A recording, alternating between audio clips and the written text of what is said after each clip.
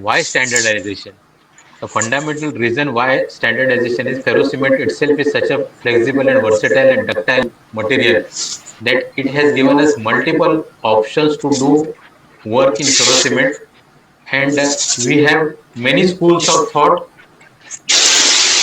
many schools of philosophy of behavior of ferrocement, many schools of how to design ferrocement structures, many schools of thought on a method of construction, many schools of thought on type of construction, and equally on the other side we have many untrained contractors, untrained designers, and untrained supervisors who do the work on the basis of thumb rule. And fortunately, ferrocement is very kind to us, so we get away with that. But the fact remains that standardization is the must, and in the process of standardization, we must the IS code that I'm talking about, the Indian code, is applicable to all the countries and all the people, international people who are here. In their own countries also, there are no such great up-to-date or updated codes which will enable a designer to really design a structure and get it constructed from an experienced contractor. So to make the code is a big challenge, and in that process, I thought that uh, there should be enough leeway for various schools of thought to be incorporated in the code. What it means is the code should be very simple and should have a large framework to allow people to design with the philosophy that they like. Now, for example, a standard Indian code, for example, starts with the terminology. Again, we have different terminologies by different schools of thought. So we'll have to get together and get the terminology common for everybody. What is specific surface is specific surface, volume fraction is volume fraction, and all the definitions have to be well defined in a single format only. That is the first time, because each school of thought has its own terminology also. We are into so much trouble that and confusion. So simple terminologies can be standardized. Similarly, followed by the materials. So fortunately, there is not much difference of opinion in the materials.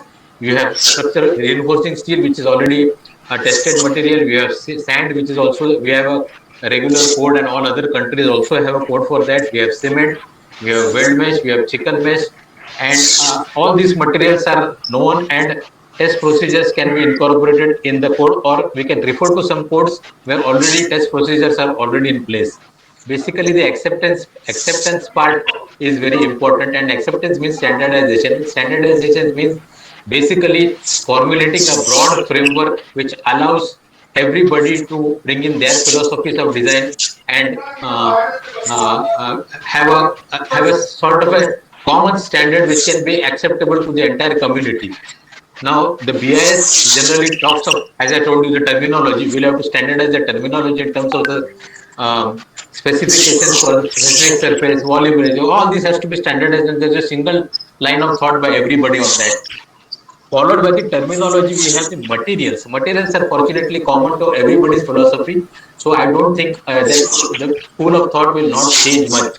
Once the materials are defined, then we go to the design philosophies. Now we have two or three or four design philosophies which we cannot stop. We have Divekar sir having his own school of thought, Arun Purandare sir having his own school of thought, uh, Ashok Jain having his stress membrane theories.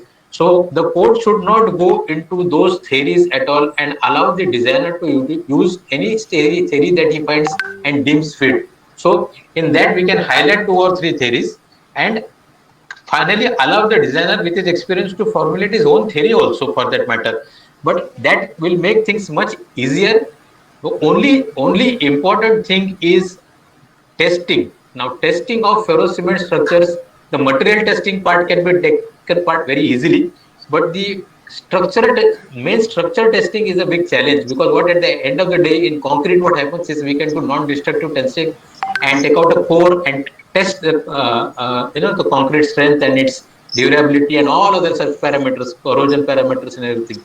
However, our structures are 25 to 30 millimeters thick, and hence non-destructive testing in the form of core will be very difficult. So we will have to put some new forms of testing the individual materials and the final product also in the form of a specimen sample and get it tested in the lab, and that should be good enough for our purpose is for the design purposes. Now, as far as methods of construction are there, for testing also we can have ultrasonic pulse velocity, which some research student can take up the case and work out an ultrasonic pulse velocity values for ferrocement with various types of weld meshes and chicken meshes and thicknesses. It could be a great aid in testing, external testing. But there is a big challenge in situ testing in the form of non-destructive testing. We cannot take core samples of 25 to 30 millimeter thickness structural elements. So testing is a big challenge, because at the end of the day, anybody might use any school of thought and any ideology, but final validation of the results has to be done by testing. The most simplest form of test, of course, is the load test that we conduct, which the IS code for concrete also allows us to do that. So that one more test is very valid to us. We can do on-site actual load testing and finding out the load on one particular element of the structure, important element. So test with testing done, validation done, we can move ahead, and this small 4 or 5 things, if we put together, we can make a draft code and give it enough flexibility to allow various researchers who have done work on that to use their philosophy, allow the designer to use his philosophy, and at the end of the day, the only checkpoint will be validation of the work in the form of testing. Now, this testing is going to be very important, because uh, at the end we are building structures for people who are going to stay there, or it's going to be a very serious matter for safety. So that is a very important. The validation of the work done by the designer is to be challenged by testing at site, testing the basic ingredients, and testing the samples of the design that he has done by making sample tests, like casting cubes. What we do, cast cubes for concrete. We cast as much as 27 and 29, 36 cubes. So we cast 3 or 4 samples and take a final result and calculate the target mean strength. What we do in concrete, target mean strength. So if I want M30 grade tensile strength concrete ferrocement, then I can target it for M35 and design accordingly. So we have to leave it to the designer. But the problem is that when you leave it to the designer, there are very few designers who are trained like RCC. In RCC, what happens is it is allowed, the designer is allowed to use his own judgment and experience. But there are 40, 50, 60 years of lot of work done in RCC and research work and papers, and finally all the codes across the world are now stabilized to a large extent. In fact, they are going into durability criteria and many other criteria. Here we are at very infancy stage, and testing is going to be the most important criteria for the code, and that has to be the checkpoint where every designer, though he is allowed the freedom to design his structures, he must have the responsibility of getting his structures tested. And after testing, of course, we will always come back to checking and observation of the structure. Now, with these 4 or 5 main points, such as terminology, materials, then the stress strain curve for ferrocement, which is distinctly different from reinforced concrete or steel, and then design philosophies which can be opened up and allowed. Designers should be allowed to design with their own free thought or follow somebody, but validation of the designs should be done very seriously, because that is the only checkpoint that we have when we give a freedom to a designer to design what he wants. So 4 or 5 points, if you put together, we can make a small draft code, and this is the first starting point. If you realize that the RCC code was, Indian RCC code started in 1958, today's 2021, almost 4, 5, 6 revisions have come through. So as time goes by, and as more research comes in, and as more inputs come in, our codes will also get revised, and revision is a part of the process. That's a good process. Ideally, every 2, 3 years, the code must get revised. If it is not revised, then nobody seems to be working on that in the research part. So we should also parallelly connect to institutional bodies such as MIT, for example. Madam is here, Professor Kulkarni Madam is here, or Shobha Madam is here. They are doing their own work, research work for their MTech students and PhD students. The society should formulate the areas of serious areas of research that is needed to be done to bring more clarity to this first draft or the first code that is going to come, which will give us some legal uh, permission to go ahead with things. And in that code, we can also most importantly put what are the minimum thicknesses that should be required, what are the maximum thicknesses that are allowed, what is the minimum amount of reinforcement that should be put, what is the maximum. Rest we should leave to the designer. And then the most important part of construction. In construction, we have three categories now. One particular category is precast, which is the probably the technology of choice for ferrocement, because 25 millimeter and 30 millimeter thicknesses, quality control is a big issue, and precast is the surest form of answer. But India is a very large and developing country, so are also Bangladesh or Sri Lanka, or for that matter, in the Western countries, they might want to have a precast thing more than cast in situ. The second, of course, is cast in situ, but we can have a allow cast in situ to do with certain restrictions. Just as change the standard deviation that we have in IS code. IS 456 and the Indian RCC code has a standard theory of standard deviation. Since the controls are less for in situ work, since the press and fill method might not work so well, we should have controls over that and change the standard deviation, but allow cast in situ work to be done. And even in the cast in situ, we should have allowance for a small rural application that Jalavardhani or Ullas Parameswar sir is doing. He has been doing water tanks for standardized water tanks, almost 100, 200, I don't know, but a large number of successful water tanks, and there has been no failure. So three particular areas of application. On one hand, we have a simple terminology, the materials, and the main core guidelines of design in terms of, say, the thickness, minimum thickness, maximum thickness, minimum amount of reinforcement, maximum amount of reinforcement. And with this, I think we will be able to do a draft code very, very easily.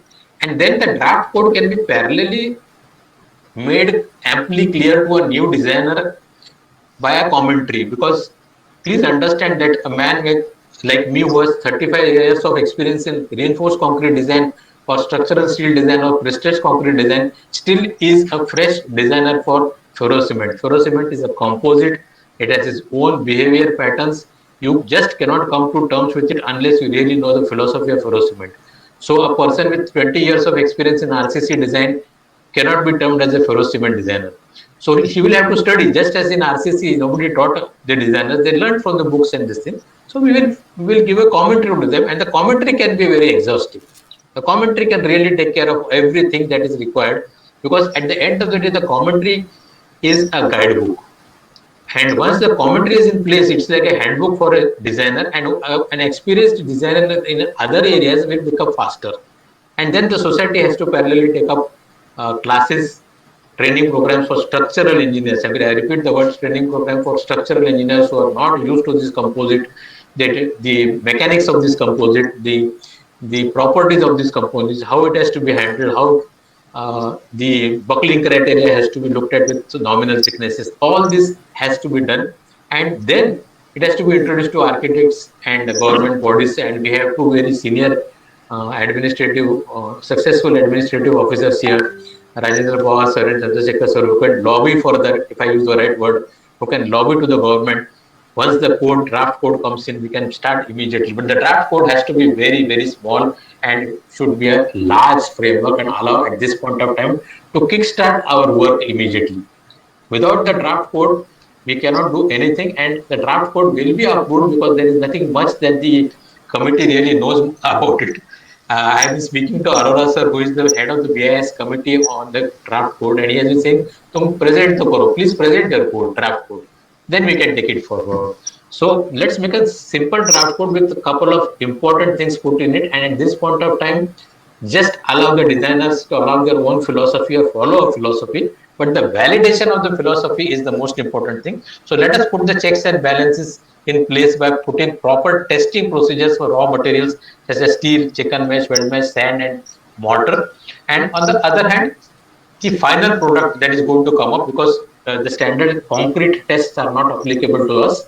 So we will have to devise some other tests such as ultrasonic pulse velocity tests, or actually testing 2 or 3 samples in the laboratory for the tensile strength, and devising a target beam strength or a standard deviation for precast, standard deviations for cast in situ, and standard deviations for rural applications. I think that is all I have to say, because this is the most important thing. Let us not go into the complexities in the code. commentary can take care of the complexities, and those who want to become ferrocement designers should read the code and the commentary together. That is what we have learned, and that's what how we have come to become RCC designers. Yes, thank you, Milinji. Finally, I would like to round up with the 3 points as I initially suggested. What should be included? We have got a lot of comments and other things by the experts. Sections can be decided, and in the codal provision, all these can be included. How to go ahead? Initially, I think Mr. Milind and even Dr. Divekar has also suggested in the previous discussions that they have already have drafted our IS code, and with all these sections on the all the detailing has been done. If few collections or as suggested by Mr. Pama, some improvements from the ICI codes, and if those can also be included in this code, or some other additional aspects like say precasting or some different design methods, those have to be added. Accordingly, those can also be improved, and this draft new code can be submitted to the BIS, where the subcommittee has already been formed by the BIS for the approval of the code on ferrocement technology. I think two meetings have were also held around 2 years back. So after this gap, now with this discussion, I think it will get triggered and the ball will start rolling. And at the earliest, we will follow it up to get our new IS code soon. So with this, I thank you very much to all the participants again, and let us meet for the new and another topic on the third talk of this fellow talk with the help of Fellow Cement Society Pune. So thank you very much for watching this video of episode number 2 of Ferro Talk. Please also watch our next episode number 3 of Ferro Talk. Please don't forget to visit our website ferrocementindia.com.